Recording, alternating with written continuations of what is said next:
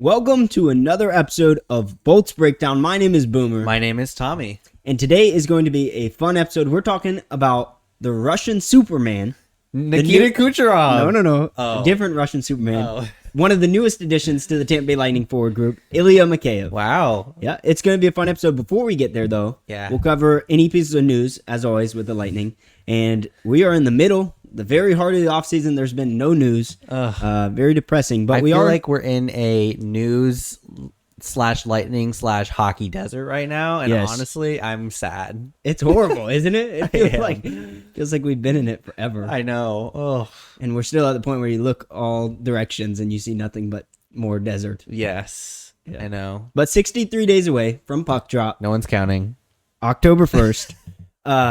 Very exciting. Tyler Johnson wore number 63 back in the day. Wow. I'm doing this thing on Twitter, on Substack, if you follow me, but where I count down the days to the season with like people who've worn the number. Yeah. And then if there's no player that's ever worn the number, I just like go to the 66th game of last season and I share highlights or whatever. Okay. But it helps pass the time. Yeah. It gives you something to do because this is just a tough time right now. They did, though, release the schedule. Yep. Right. The schedule's out. Very exciting. October 1st is when we drop the season, the puck for the season. Mm-hmm. And I just can't wait. It's just can't come soon enough. I know. Well, I mean, looking at it now, we are almost exactly a month, right? So a month from the season? 2 months, right? Yeah. 2 months from the season. Tommy and math. I was just thinking Tommy and math, right? No, but I was like, we're actually starting on October 1st, which is, I don't feel like that's super common in history. Well, it's a little bit earlier because there's 84 games. That's right. So we're starting a little earlier because we're ending at almost the same exact time. They're trying to, yeah. I haven't looked when the last. Oh wait, it's I think it's April 10th off the top of my head. And it's a little. I know we finish with Boston as our last opponent. Yeah. I know it's easier because we won't have Olympics, and so All-Star break isn't going to be 3 weeks, right, or whatever that the Olympics were, because that was a lot. 84 games in an Olympic seasons. Trying to start in October, end in April sounds impossible. It'll be a lot. Yeah, I wonder if they won't move it up again when we get to that point. I'm sure they will. Last season was so crammed. It was. I mean, the players talked about it, like it was a lot, and you saw all those like injuries happen after the Olympics. Yeah, whether it was from the Olympics or not. But like I said before, I love turning on the Lightning every other night. And it's not going to quite be that this year, but it'll be pretty close, like every third night or so, right? I think we have a game. Yeah, pretty much. I like it every other, but there are like, I think our longest stretch is like 4 games off, other than like the All-Star 4 days break off. Yeah. Oh, 4 days off between games. Okay, but 13 back-to-backs. I mean, whatever, 6-7 months of the season, it's coming. 63 days away. I know it can't come soon enough. Whew. But we're going to pass the time. Yes. With Ilya Mikheyev. Okay. This guy is super interesting. So I've never even seen him play. That's fair. I'm sure you have and you just don't know because he's been a depth player like his whole career. Yeah. But I'm telling you, Tommy, Bolts Nation, this guy like literally, legitimately, and this is not Boomer being overhyped, he has all the pieces to be a star in the NHL. Wow. Genuinely, like he is that type of player in his whole career in the NHL. So 7 seasons has been riddled with injuries or just in a team, a situation that isn't like you can't thrive. Like the past 2 seasons he's been in Chicago, right? So there's no talent around him. How is he supposed to, he's not going to carry the team. He's not superstar, but he does have the foundational skills to be a star. And I genuinely see a way that he can score 25, 30 goals in a Lightning uniform. That is wild. I think 2 things I think of as you're saying that, and you know, your totally modest amount of hype is one, the Lightning are known for taking guys either in our own development or somebody from the outside and just absolutely developing them into stars, right? And then they show up. Number 2 is more of a question. If you had to, just for the people who are listening out there who are like, Ilya Mikheyev, random name, I don't know what we're talking about, who would you compare him to most on the ice on our team right now? Sure. So there's a great comparison, and as we tell his story throughout this episode, you'll start to hear it flesh out. But Brandon Hagel is eerily similar to Ilya Mikheyev. Wow. They're both like all motor, like forechecking, hound type of players, penalty killers. Yeah. They're both 6'2", about 190 pounds. They're both left-handed wingers who had a pretty productive season in Chicago before coming to Tampa. Yeah.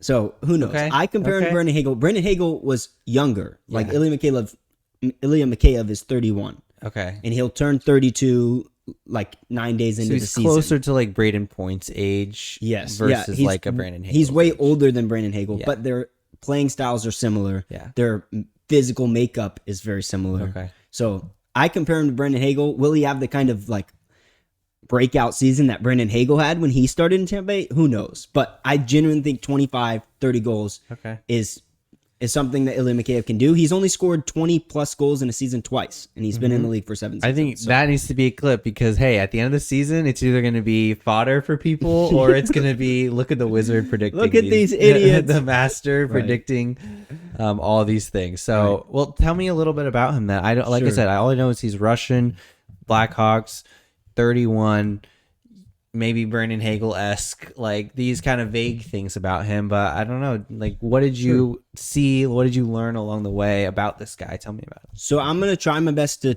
tell you about Ilya Mikheyev, but if you want to learn more about him, the best way, the most inclusive way is the blog. So that came out on Monday. It kind of just walks through his journey. And it also links to like highlights, to game videos, to like quotes or extra interviews, things like that, that we just won't be able to cover in this podcast format. Yeah. But if someone doesn't like to read, or you're just trying to get the bare bones about Ilya Mikheyev, I'm going to walk through it. So he came from Russia, right? He was born in 1994, 31 years old today.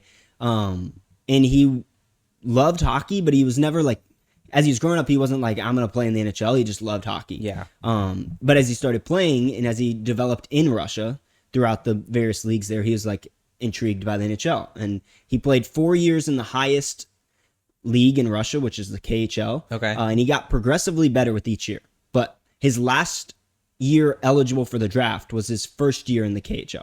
So just kind of to put it, it's a bunch of numbers. Basically, he was trying to get to the NHL, but he was also getting his bachelor's and his master's degree while he was doing that. He was just kind of like, a lot at once. He's a hard worker type deal, like loves hockey. I'm just going to do the best I can. Yeah. He wasn't drafted. He just kept getting better and better. And as he progressed in the Russian system, he kept asking his coach, like, okay, how do I get to the NHL? How do I get to the NHL? His last season in the KHL, he was like 6th in the league in scoring. And he had like a ton of ice time because he plays penalty kill. He plays power play. And so people started calling. And the Toronto Maple Leafs is where he decided. He was like, I'm going to Toronto. And he says it's because of the head coach, which an important piece, so remember that. He says head coach really matters to him. And obviously this is all, he's speaking in Russian. So like it's translated and it's hard to put all the pieces together. But broken English, he's like, I love the coach. Like the coach makes the decisions. Like the coach knows the players. So if the coach wants me, that's where I'm going. Yeah. And I guess Mike Babcock in Toronto convinced him to come to Toronto. What year was this when this happened? So this was 2019. So 2019. After 4 years in the KHL, he does well in his last season. He signed as a free agent after being undrafted in the NHL. He's got his master's degree. He comes over to the NHL. And what did he get his master's in? Do you even know? Yeah, sports science. Okay, he got sports science. bachelor's is sports tourism, which I guess that's something people get in Russia. I don't know. I mean, it sounds like hospitality management, but like for sports. So like people get golf degrees to work at country clubs. People get like degrees to work at like resorts and things like that, ski resorts. So it feels like it may be like a ski resort, hockey place. I don't know what it is, but that's just my guess. Could be. So, but then he went above that and got his master's in sports science, which pretty sounds wild. more like health, kinesiology, physical, that kind of thing. Anyways, so hard work. He comes over. His agent, Dan Milstein, he's Kucherov's agent. He deals with a lot of Russians.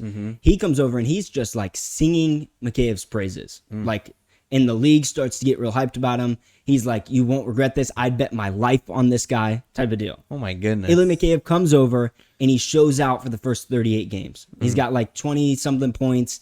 He's super quick. He's on the PK. Toronto's like loving him. And the 39th game is where his story starts to like tell you why he hasn't become a star. Jesper Bratt of the New Jersey Devils gets checked. His skate comes up and it slices Mikheyev's arm, his wrist. I don't know. It's a popular highlight. Yeah, it sounds just because it's brutal. so gruesome. But yeah, it severs arteries, several tendons. He had emergency surgery that night. Oh my goodness. And that he missed like months of the season, and that led right into COVID. Okay. So Is this highlight in the article that you put? I didn't include the graphic one. Okay, but that's it's fair. linked I to was it. gonna So if ask. you want to click it, you can find it through the blog. Because I was like, these things don't happen very often, and it makes perfect sense because he's 24 at this time. Yeah. He's kind of like growing up he was in the KHL, he makes it to the NHL. He's really on the up, and then boom, this big thing happens. That's really scary. Yeah, it's potentially career ending. Yeah. Like legitimately. That's not over dramatic. Like it was scary. He instantly had blood all over the ice, like sprinted to the back. There's no doubt he was like, it was taken to the hospital right away. Yeah. And surgery. It was horrible for a really exciting prospect for Toronto. Yeah. He comes back the next season. He's not being utilized as much as he wants. He's still battling back from like a scary injury like that. He doesn't have a great season. But he signs a contract extension in the offseason prior. 2 years with Toronto. And the intriguing part about the contract extension is he agreed on a number, and before they officially signed it, Toronto came back to him and said, hey, we need you to take less so we can be cap compliant. And Mikheyev said, sure, no problem. So he just willingly cuts his salary. Doesn't matter. He wants to win is what his agent says. Okay. He has a bad season. He rebounds. The next season, he gets injured again. Surgery on his thumb. Like, This guy sounds like can't Leafs catch a luck break. right now. This sounds like Leafs luck. Yeah, but then he comes back, and in the remaining 53 games of that season, the 21-22 season, he scores 21 goals, which is third on the team with Tavares and Nylander and Matthews. Like, he's doing really well, right? That offseason, he goes and signs with Vancouver because he wants to make more money. He wants to be utilized as the star that he is. Yeah. First game in Vancouver, preseason debut, he tears his ACL. Oh my gosh, this guy cannot catch a break. Can't catch a break, but he's the star, and he's like, all right, I'm going to take it to Vancouver. Vancouver was good once upon a time. Hard to remember, but they were. And he tears his ACL. He tries to play through it. Vancouver eventually shuts him down, and there's this interview where he's like tearfully expressing how frustrating it is for him, right? He's come over from Russia. He's developed like this hope and dream of playing in the NHL as he's just progressed as a hockey player. Yeah. And he tears his ACL. He cuts his artery in his wrist, right? He has surgery on his thumb. It's like, really? Yeah. Anyways, Vancouver doesn't really work out because he's lost his speed. When you look at his numbers, like those first few years in Toronto, he's 95th percentile in speed and bursts and the frequency of the bursts, like in his max speed. And then in Vancouver, he's like 60, 70 percentile. Ooh. So the numbers show it. Like, he's just slower. He's less effective. Yeah. He gets traded to Chicago, which is where he spent the last 2 seasons. Yeah. And in Chicago, he kind of resumes that reputation of being the all-around player that's super fast, hard on the puck, can score. And Bedard has like quotes where he's like, he might go under the radar because of his history, but like, we know he's one of the best players in the league. Like Jeff Blashill, former Lightning coach, said he would put Mikheyev on any team he's ever coached. Like, all around one of the best players on his team. So he's highly praised and regarded by the people who are around him. It sounds like wherever he goes, but he had a lot of crap that happened to him. Tons. And the only healthy seasons he's had has been in Chicago, where there's been literally nobody. Yeah, he has Bedard. He has Bedard, but Bedard's been injured. So, like, the injuries have shifted from him to the star player that's supposed to help him. Yeah. He set career best last year in Chicago. 18 goals, 18 assists, 36 points. The year before, he was like just an elite penalty killer. I think it's PK Subban. I don't know who it is. Some analyst like that calls him the best penalty killer in the league. Better than Brandon Hagel, better than Nick Suzuki, Mitch Marner, like Ilya Mikheyev, the guy we don't really know of, right? Yeah, it's true. And why we don't know about him is because he keeps getting injured. And so it's like, to me, the stars align. If he can come to Tampa Bay and he can put together a healthy season, like, there's no way he's not going to be able to put 25, 30 pucks in the net playing with Nikita Kucherov and Braden Point. Imagine a line with Brandon Hagel, Anthony Cirelli, and Ilya Mikheyev. Like a second shutdown line? Yeah. I mean, I think that on the flip side of that, I'm also like, we had so many injuries last year, right? And so bringing in somebody like a Mikheyev who has that kind of history, like, I know you got the hype, you're the guy, you're pushing everything, but there's people out there who are thinking, what are we doing? I'm sure you've looked at them already. You know me, I'm not on Twitter, so I'm sure people have already been saying this. But what are we doing with another guy who is just injury prone with a team that already gets injured a bunch? And it was a war of attrition last year for most of it. I mean, think about even to the end, right? So what would you say your response is to that, right? Not just your positive, but also like your realistic. This guy who has this kind of history, what does he need to stay healthy? I mean, I've definitely thought about it. It's definitely a worry. But when you look at his injuries, like, getting cut in the wrist, like that's not It's a frequent injury. It's a pretty freak accident. His ACL, like that worries me because now that there's already damage, but he's played several seasons and his speed has already returned. And I mean, I don't know. I don't want to speak for him, but when you get an injury like that, I'm sure that it becomes hyper-focused to rehab well and to make that stronger so it doesn't happen again. Dominic James, who got hurt, right? And then he was very tentative, and then he started to kind of jump back into it pretty quickly. But he's also young, so that can become scary. Right. So I don't know. I mean, is there injury concerns? Sure. But if he can stay healthy, he could be extremely valuable. And even if he doesn't, like his floor, the bottom expectation for Mikheyev, even if all he does is play fourth line minutes and play on the PK, like great. You know, like he scored so many shorthanded goals last year for Chicago. He was like 6th among forwards with his time on ice shorthanded. Wow. Like 55% of the penalty kill for Chicago, Ilya Mikheyev was on the ice. So as a forward, yeah, right? he was always out there. He was always out there. He's really fast. He can wreak havoc. That's kind of what Bedard was saying. His quotes about him, which again you can read in the blog, was just this guy has insane speed and insane motor, and he just wreaks havoc for the other team. Which we absolutely love to see. We love when Yanni Gourde is up there on the forecheck. We love when Brandon Hagel is bothering people. You know, I think thrive on that. And to be fair, that's how teams are winning not only games, but also series and then eventually championships. Right. So if that's... They wear them down, right? Yeah, you just wear them down over time. And then all of a sudden they're like, we don't have anything else to give. We've just been getting beaten down by this penalty kill or by these guys who are just on the forecheck relentlessly. So imagine rolling out the Hounds. Pontus Holmberg, Zemgus Girgensons, Yanni Gourde. They wear down the Nathan McKinnon line or whatever it is. And then you got to deal with Brandon Hagel, Anthony Cirelli, and Ilya Mikheyev. It's like, and then Nikita Kucherov jumps on the ice, right? You tire out all the stars, and then you put Brady and Point and Nikita Kucherov. Like, this is unfair. Come on. I think it's crazy to hear all of that because I think our team is so stacked at times, especially just when we're healthy and when we're playing well. I just remember the stretch last year watching these games. I think it was right before the Olympic break where we were just on fire. It felt like we could not lose. It was like I had this belief just watching the games. I was like, so when are we going to win? So what's the score going to be when we win? How long is it going to take for us to win? Like it didn't feel like there was a question about it because we were just firing on all cylinders when our team was healthy. We're playing together. We're playing well. And sometimes it takes these role players to do it. It does. And who knows? Like I am very high and very biased, and that's what fandom is, right? So maybe that's your fandom. True. Maybe he won't be everything that I think he'll be, but there's a lot of history in his story that proves that it's there. So, I mean, do with that what you will. I'm really excited for it. I genuinely think the Lightning have like one of the best chances in the league to win, and I'm not alone. Like experts are saying, like we are the odds-on favorite to win next year. So it's like. I don't like when people say that because I'm like, I don't like that. You're just setting us up to be disappointed. So stop talking about us. But at the same point, like we do have a stacked roster with the best coach in the league. And it's like, what do you want us to do? Yeah, I think one of the big things you say as you talk about his story and who he is, you know, I haven't heard him talk. I haven't seen him on the ice much, but I think something about our leadership is the character of our players is a big part of it, right? Sure. The character of our players to get injured and get back up, to lose and to reset, right?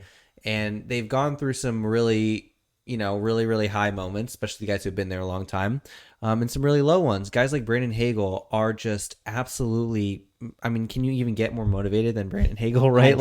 I don't even know. So there's these guys who just have this character and have this drive. And I think that's the people that we need on the team, especially when, just being honest, we have people who are maybe older who don't quite have that drive, right? The veterans who are stable, but they don't have that fiery motivation to like win, right? Ilya Mikheyev, if we're being honest and talking about through his career, since he's gotten to the NHL, doesn't sound like he's been winning much, right? He's done well, but Leafs luck, then ACL, then Chicago. It's like maybe it's time. Well, one final piece, and then we'll move on. Yeah. He took less money to come to Tampa Bay. Wow. Chicago offered him around the same money that he was making as what was reported, which is almost $5 million. It's like 4.875.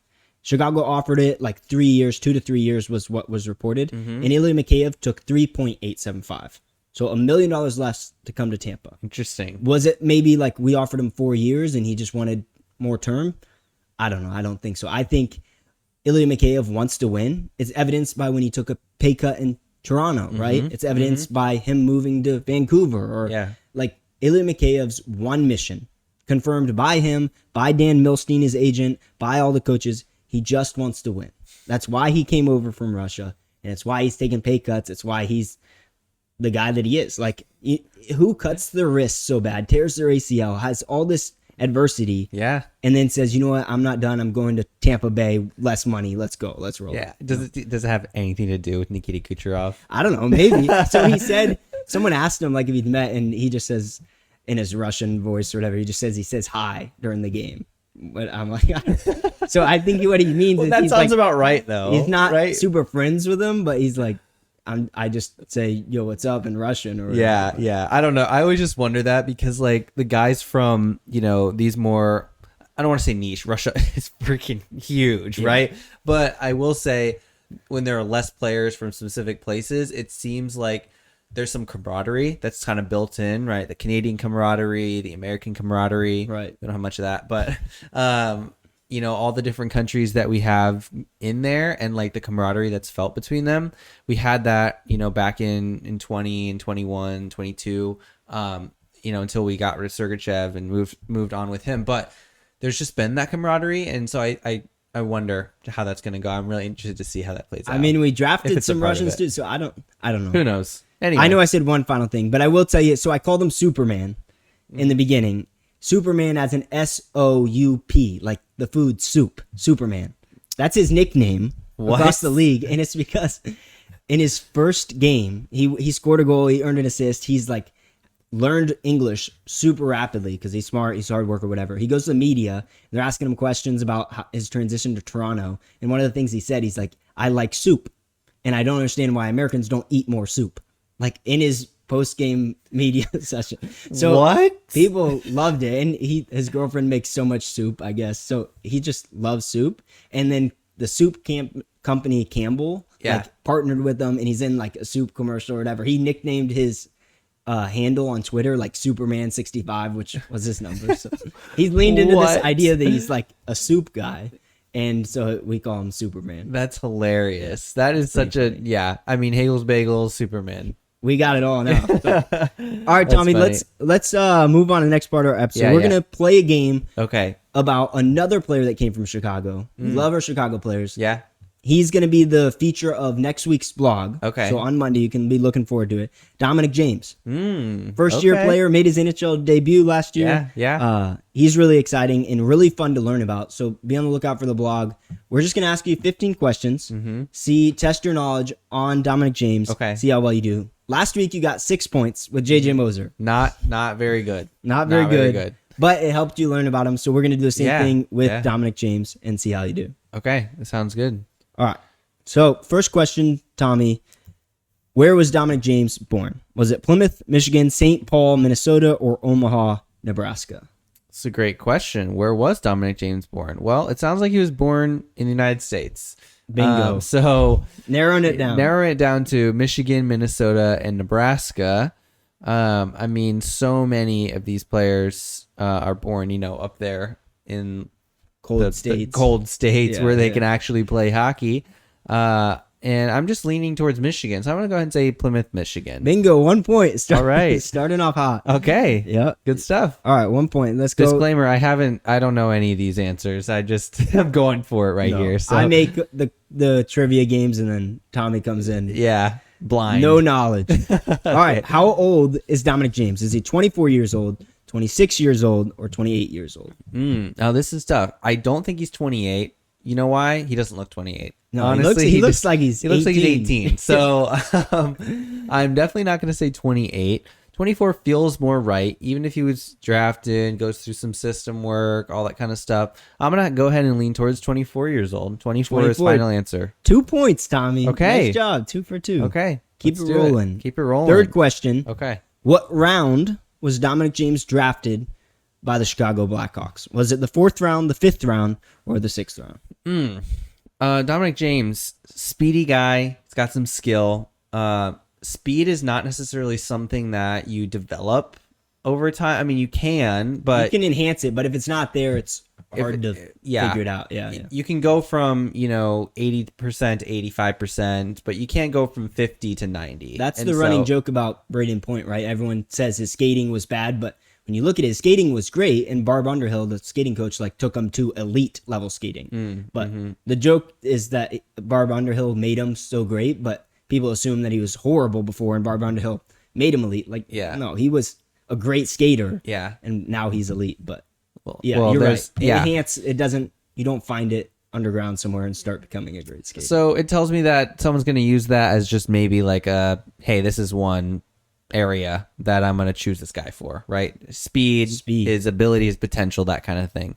So I'm going to put him, go higher. Let's go 4th round, I'm going to say. 4th round, you missed your first question. He's 6th round pick. Okay. 173rd overall. Okay. It's a little bit niche, but now again, Dominic James looks like a star player for us, is another one of these Andre Palats that are late round draft picks. Yeah, 6th round draft pick. Okay, so Not I got 2 points. But I got 2 points. Yep. 4th question, where did Dominic James play college hockey? Was it Penn State? Was it Michigan? Was it Minnesota, Duluth? Now, this is tricky because, he's a Michigan guy, right? So you're thinking maybe he went to Michigan, became a Wolverine. Connecting some dots here. They got some great helmets over there. Is it that obvious? Is it that obvious is the question. People who love Dominic James out there, you know this answer, and I don't. So I'm going to go ahead and just guess Michigan because he's probably a Wolverine. You're staying at 2 points. Okay. Dominic James played college hockey at the University of Minnesota, Duluth. He was a Bulldog. We have some prospects there right now. Jason Shagabe. You'll hear that name as we talk more, but he's a prospect. I think he's in his junior or senior year coming up, and he is a stud too. So, Well, Minnesota Duluth, I know that has a great hockey team. They do. Justin Falk, Alex Iafallo, Neil Pionk, I think is how you say his name. NHLers that have graduated Good from luck. Minnesota I don't Duluth. know any of those guys really. So And Iafallo sounds familiar, but he's on the Jets. Okay. Yeah. But Dominic James played in Minnesota Duluth. He was the captain in his senior year. Wow, So, very good. leadership qualities. But you're staying at 2 points. All right. How many goals did Dominic James score in the 25-26 season? 7 goals, 10 goals, or 13 goals? I'm gonna go. I don't think it was that many, so I'm gonna go 7 goals. 3 goals. points, Tommy. Nice All right, job. You're all right. halfway to JJ Moser's total. I am. 3 points. All right. Against which team did Dominic James score his first NHL goal? Was it the San Jose Sharks, the Vegas Golden Knights, or the Minnesota Wild? Ooh, this is a good question. Which team did he score his first It was in his goal? 7th game. So obviously he started in the AHL. We called him up. He played 6 games without a goal or a point. In the 7th game, he scored. He scored a goal. Okay. 7th game. That's really early on for West Coast to come all the way over here. But all of them are West Coast. Or for us to go all the way over there seems crazy. I really don't know. So I'm going to flip a 3-sided coin and say Minnesota Wild. Minnesota Wild, you're wrong. It was the Vegas Golden Knights. So this was one of his best performances of the year. He was +3. He had 3 points. He had his first NHL point right before he scored his goal. Gage Gonsalves scored it.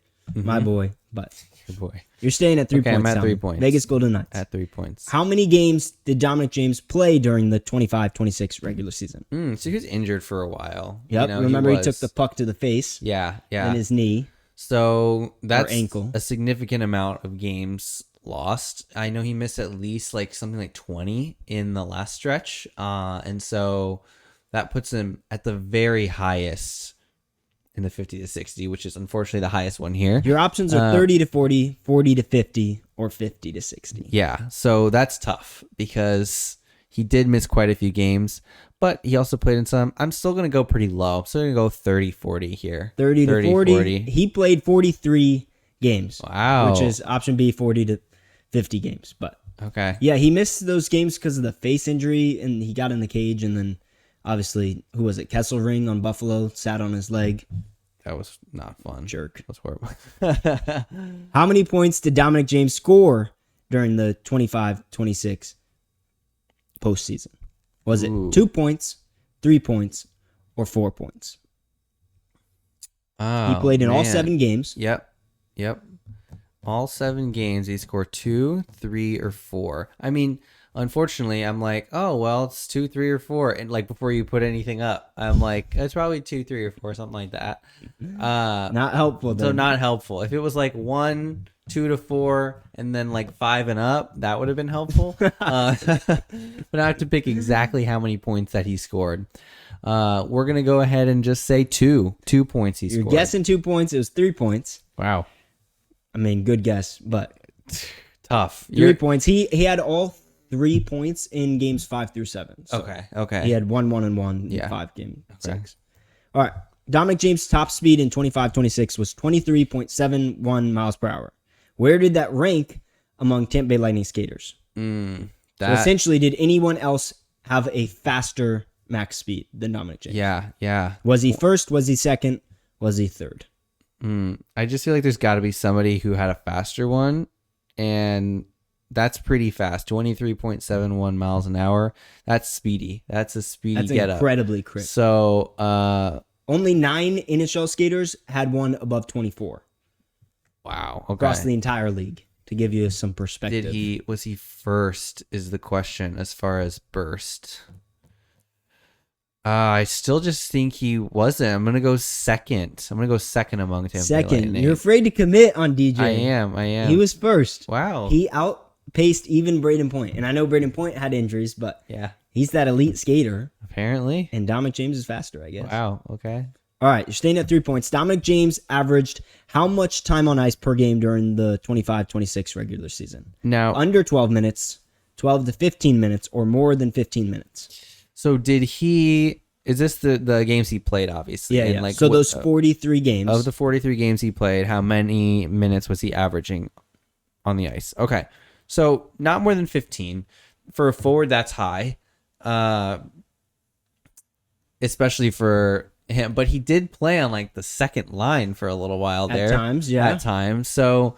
It's kind of giving me 12 to 15 feel, and I'm going to go ahead and do that. I'm going to say 12 to 15 minutes is what he averaged. Congratulations, Tommy. 4th point, you have 4 points. 4 points. Yep. All right. He 12 to 15 averaged minutes. like 12-16, I think. Okay. So right near that 12 Right minute near the mark. 12-minute marker. Yep. Okay. Got it. All right. Dominic James averaged how much time on ice per game during the playoffs in the 25-26 season? Ooh, the playoffs. Same options. Was it under 12? Was it 12 to 15 minutes, or was it more than 15 minutes? I just think we played our top guys so much, but Dominic James did play a lot in the last few games. And so I could see him being at the more than 15-minute mark. We also had overtimes. And so it's telling me that maybe it was higher. I'm going to go ahead and say more than 15 for this. Risky choice, doesn't pay off. Wow. He actually had less time on ice than in the regular season. He had like 12:06. I'm surprised. I'm surprised because we went to overtime in what, 4, I think.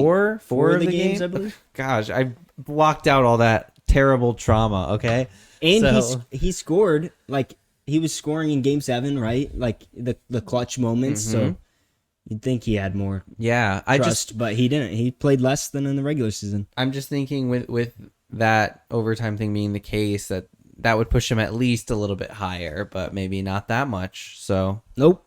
All right, not. next question. Where did Dominic James rank among Lightning forwards in face-off percentage during the 25-26 playoffs?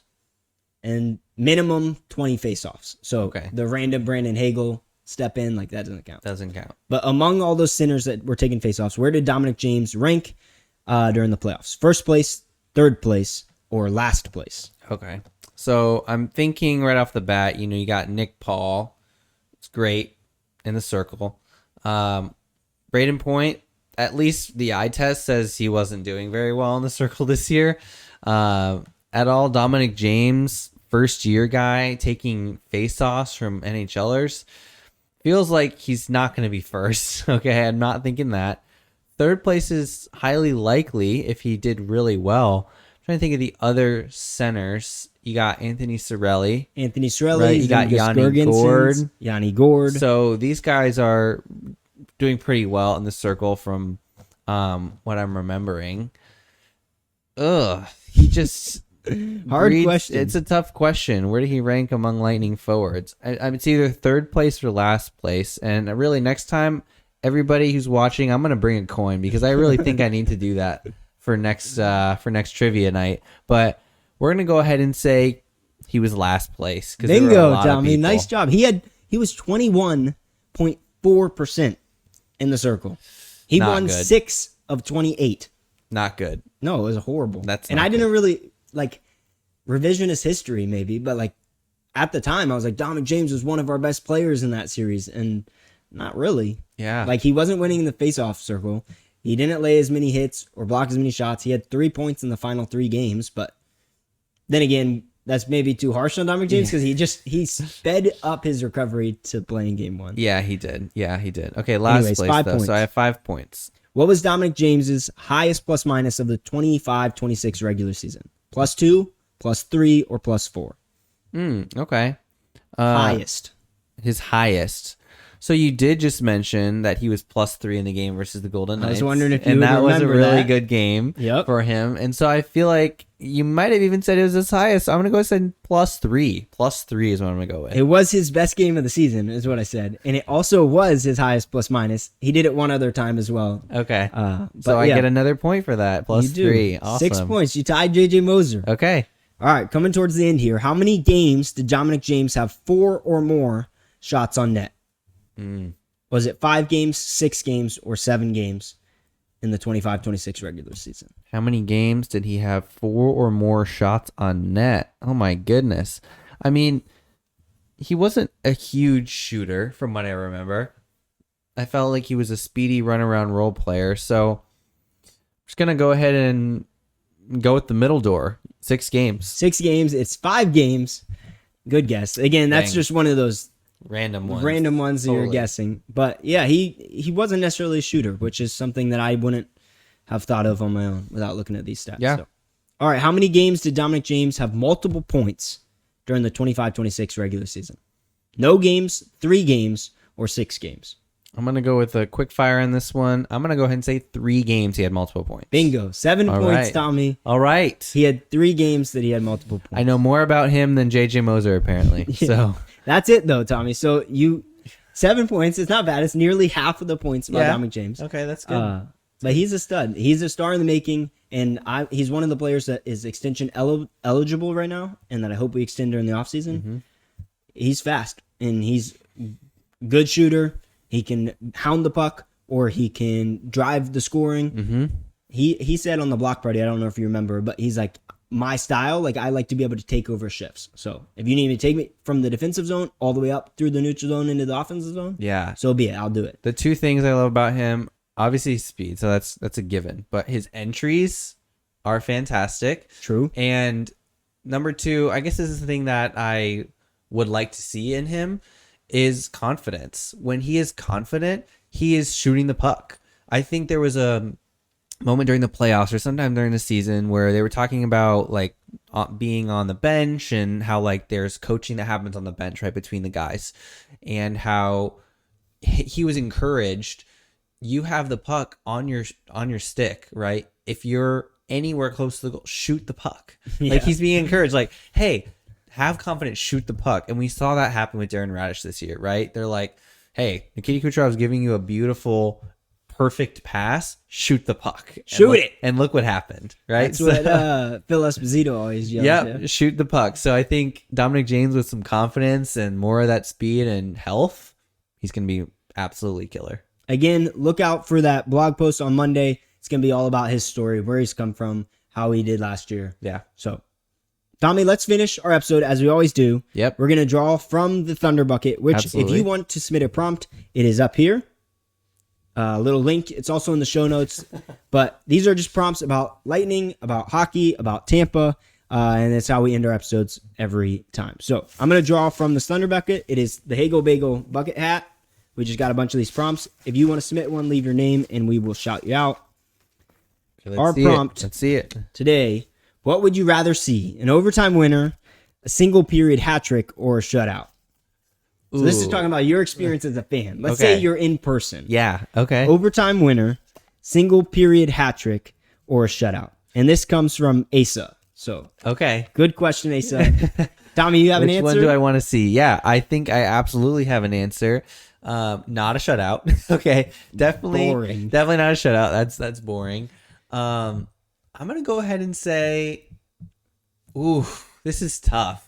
But man, overtime winner just can't be beat. I'm just the sensation of being in the arena when there's an overtime winner. There's nothing like it. There's a feeling that just comes up inside of you of like angst, right? Because especially if it's overtime in the regular season, you have just back and forth going on, and it just always feels like something crazy is going to happen. And so when it does, that feeling of like, yes, catharsis just happens. It's like relief and exhilaration. Yeah, it's just mixed together. That is what I watch hockey for, really, is that moment where you score in overtime, your team wins, you look over at your friends or your family, you give high fives, you give hugs, you high five to random strangers. Yeah, and you're just like, wow, I love this sport. Well said. Yeah. That's what makes the game of hockey so amazing, right? It's like because every goal matters so much. Yeah. And in overtime, it's sudden death. Absolutely. There's nothing better. Yeah. I'm going same answer, overtime winner. Yeah. I think back to that game against the Edmonton Oilers. Of course you do. Talk about it all the time. Screech, another save. And then Jake Gensel buries it. So he's got Gensel. Score. Yeah. Gotta love it. Yeah. Gotta love it. Good question. Again, Bolts Breakdown is a resource for Tampa Bay Lightning fans. So if you're a Tampa Bay Lightning fan, you've come to the right spot. Exists in 2 formats. Got the blog every Monday. You got this podcast every Thursday. We're going to keep doing it. And the goal is just to help Bolts Nation follow the team and enjoy it more. So thank you for watching. Go Bolts. We will see you next week as we continue counting down the days to the season. Yes.